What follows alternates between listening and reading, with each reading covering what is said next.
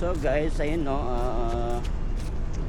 yung klima ngayon dito sa Dubai, hindi na gano'n siyang mainit, di katulad dati.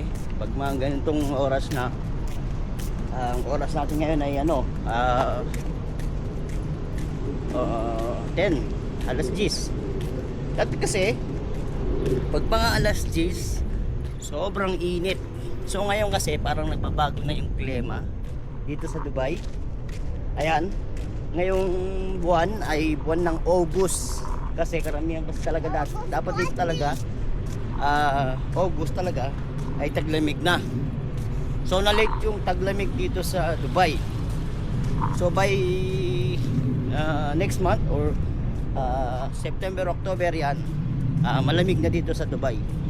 So ngayon nararamdaman na natin yung pagbawas ng init ngayon dito sa Dubai.